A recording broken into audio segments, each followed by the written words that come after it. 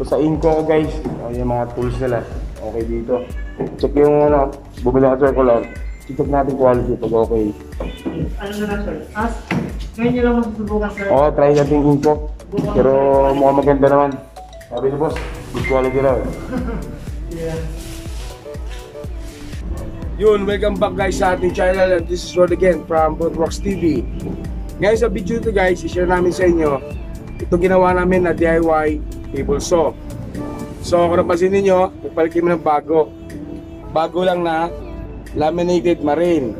Yan, so in-improve namin para kahit paano medyo dumulas-dulas kasi luma kasi napansin nyo, puro na butas, puro na pinagkalkalan, ano. So, napagyan yung bago, no? Yan. Tapos, dahil bago, bumili ako ng bagong, yan, Inco. So, mag-unbox din tayo ng Inco na yan, na brand. So, European brand. Testingin namin kung maganda.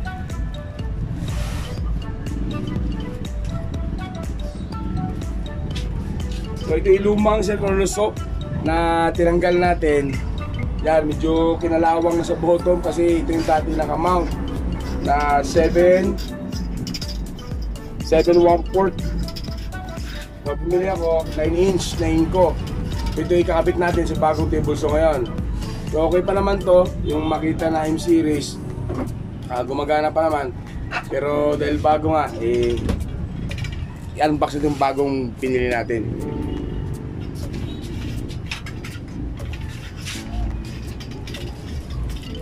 Yung kulang kaya guys kasi medyo mahal pa yung makita, hindi kaya sa budget eh. So try namin to, halos 5,000 lang eh, 5,500.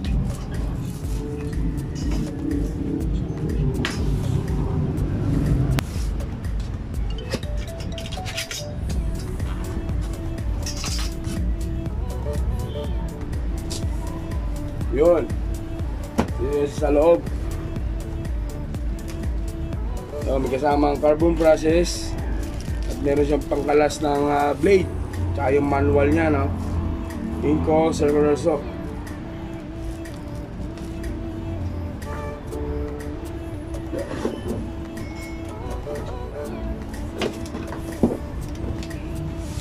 Yun, yan siya guys. Yun yung pinaka medyo medyo may kabigatan lang, no? Ito malaki. Wow, ayos to. Try natin, testing natin yung lakas nito kung okay naman, mukhang durable naman, no? Yung ating lock, ito yung lock nya. Yan, pinag-mount yan. Yan, so ganyan siya, parang grip type. Yan, dito yung pinaka-mount yan. Dito nakalagay yung pinaka-grip type niyan. So sanay lang ako sa makita na di ikot, yung parang washer type, no? Ito naman parang di lang, parang may grip lang siya. Tapos tignan natin to sa loob pa ng box. Yung kasama nito parang na lang ito.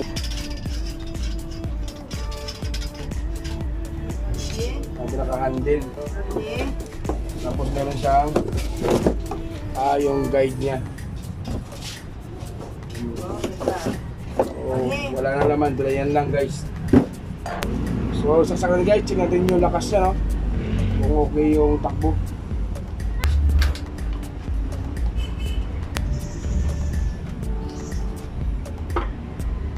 So test mic natin. Test mic. Oy. Hindi siya pwedeng kalabitin na agad guys, no? So siguro need na pindutin muna to.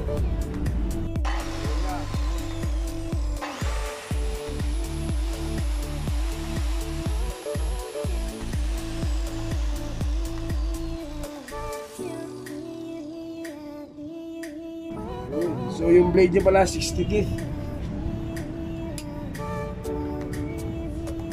Pang wood cutting, no? So 60 teeth siya guys. Ang blade niya ay 9-inch, 60 teeth, no? So ramdam kong power, medyo may kalakasan na.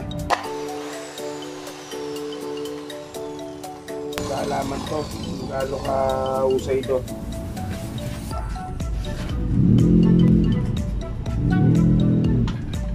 So, sa pinaka ano niya, nakalagay 220 to 240 volts, 50 to 60 hertz, to 2,200 watts, yung mas malalakas to. Ang RPM niya is 3,800 per minute. Outside diameter at 235 mm. Mga 9 inch. Okay. So gawin natin, i-set natin siya ngayon sa table. So kung pansin niyo, wala pang butas. So gagawa tayo ng pinakadaanan ng blade yan.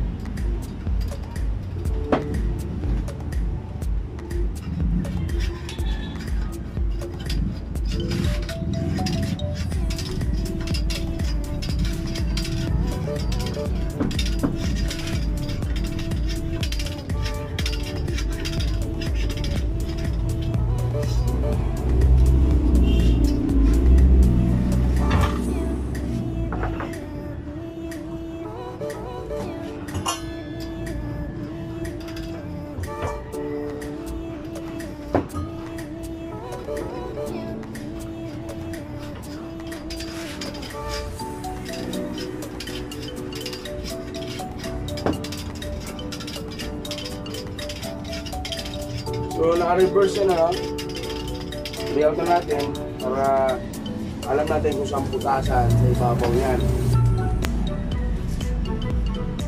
So layout natin siya rito, puputasan natin gamit naman ang ating rotor para labasan ng pinaka-blade niya. So yung dati yung ginagamit dito na makita na M-series 220 to 230 volts, 50-60 amperes, 4.9 yung pinaka per minute niya, no, na RPM. Then 1,050 nga lang yung watts. Unlike sa bago, 2,220 watts na. So medyo may kalakasan to. Paalam na, no? Hindi naman siya itatapon, no, guys, no?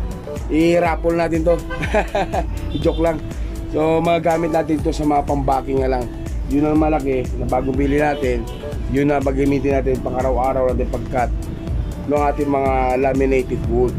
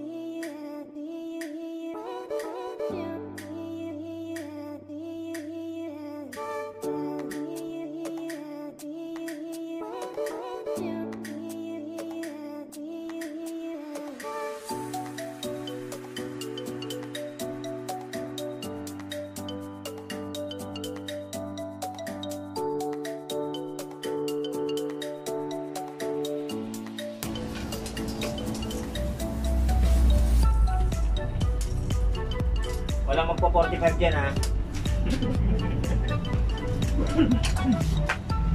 Okay, sa circular, kaya naman 45, gram natin yun, gano'n na lang yun. Oo, sa circular. Wala 45 dyan, para maayos na minsan ito. Para maganda. Yan na ito. Tignan mo. Wala! Atik. Lalo!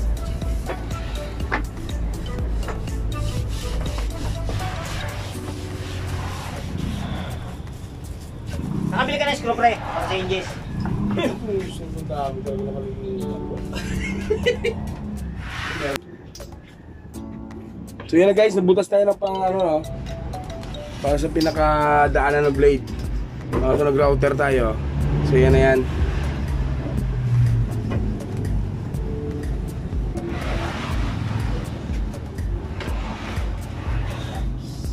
Sita natin yung sulat.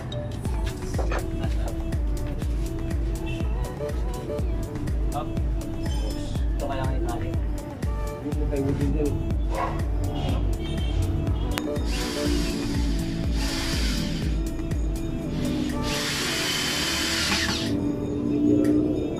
Yan. Puwerso.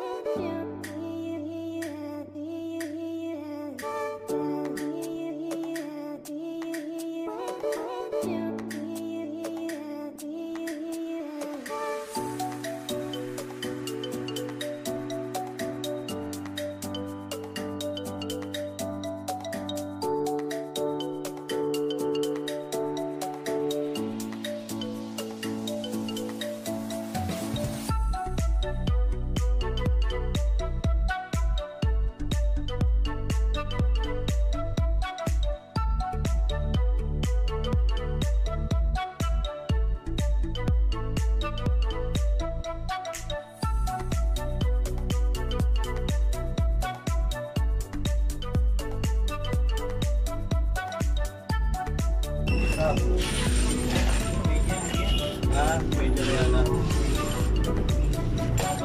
Kapit.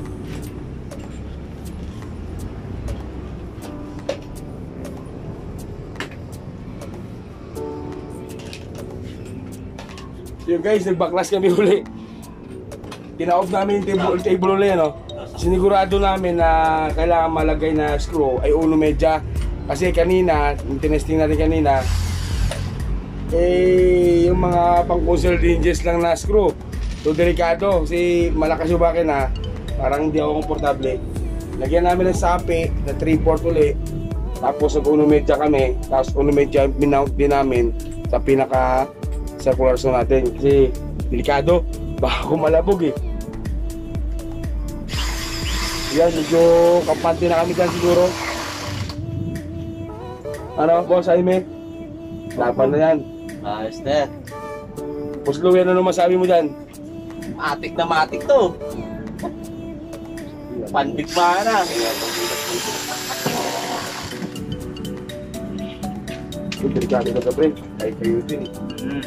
Huwag mo sa ayunan, lagi yung umunahin. Ano ba kami? Kami, mahuhulog yan ah. Ang laki pa naman yan. Ang problema, kung natanggal, yung one side lang.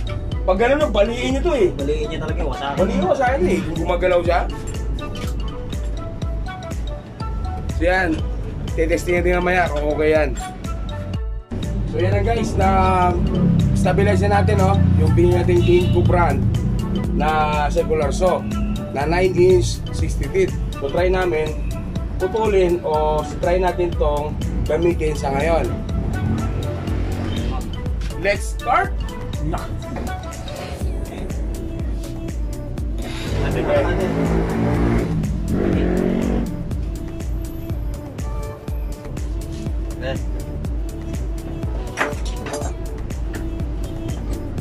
Saksak ko na. Gusto ko muna siya. Hindi pre, huwag mo saksak. Yung sa ilalim, yung pindutin mo, tapos gano'n mo, tapos lagyan mo siya muna ng strap. Mga strap natin dyan. Kailangan stabilize yun. Hindi siya nalalak. Iba siya. Siya, safety lock niya naman. Ganun muna bago yung gagawin. Biniligtad siya si Makita. Ganon, tapos ganon. So yung strap. At least parang safe pa rin kasi kahit anong ganun mo, hindi siya Siya para may child lock. Pakain kami rito. Diskarte mo na lang ang dyan, lutuin mo na lang ulam dyan. Strap. Ito! Strap eh. Parang yung strap dito. Strap eh. Strap lang eh. Kamain.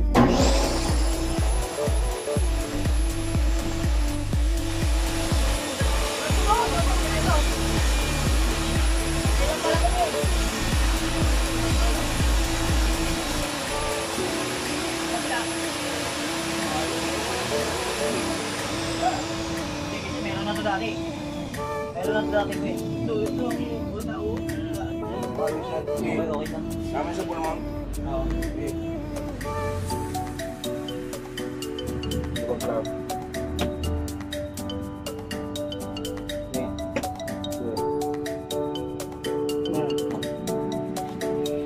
Lakas pa ulit. Talakas ah!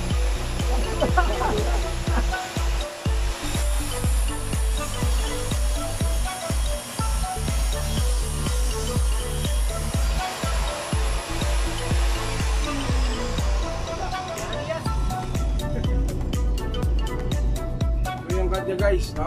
Sa likod. Okay. No? Okay. Yung pag-cut niya, suwabe guys. Okay gamitin.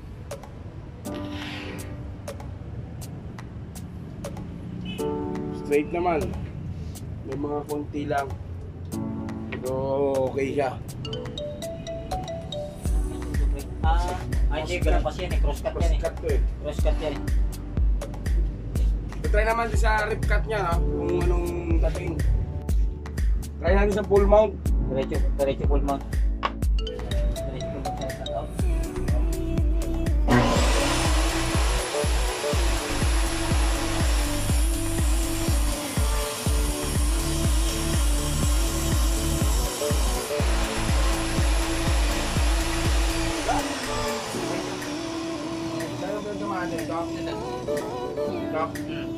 Ito.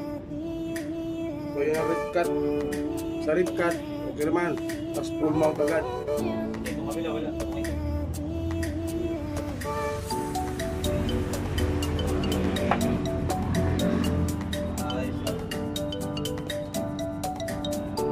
So yun guys, ha?